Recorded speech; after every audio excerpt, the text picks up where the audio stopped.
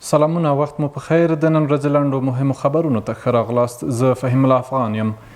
اطلاعات او کلتور وزارت د تسلیت پیغام په خپرولو سره د بدخشان ولایت د اطلاعات او کلتور د رئیس مولوي ذبیح الله امیري شهادت لویه ضایعه بللې.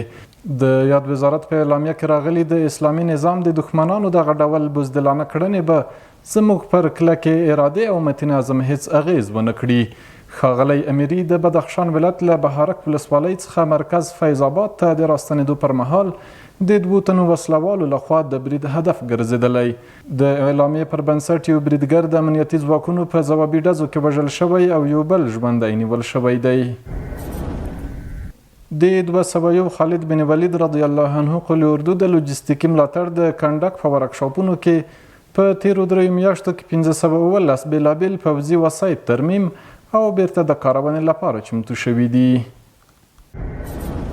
د اسلامي امارت ویان مولوي ذبیح الله مجاهد د 1440 هجري قمري کال د سترې محکمې د لاسته راوړنو د تشریح پروګرام کې ویلي چې دغه محکمې د کوچني اختر په مناسبت د څه باندې نظره بندیانو د خوشي کېدو او یا د بند مودې کمیدو پریکړې کړې دي.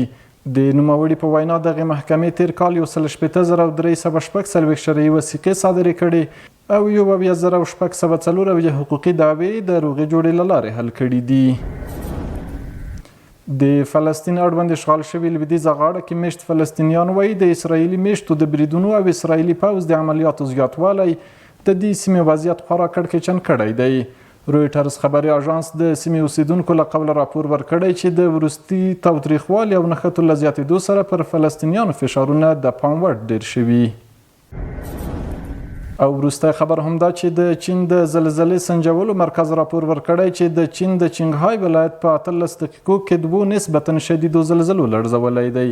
یاد مرکز د دغه زلزلو شدت 5.7 او 5.8 درجې او د دواړو ژوروالی 10 کیلومتره ښودلی. تر دې دمه د دغو زلزلو د زیانونو په اړه جزئیات نه دي خپاره شوي. درنو لیدونکو، د نن ورځې لنډ او مهم خبرونه هم دومره وو. له ملتیا مو مننه. ښه وخت.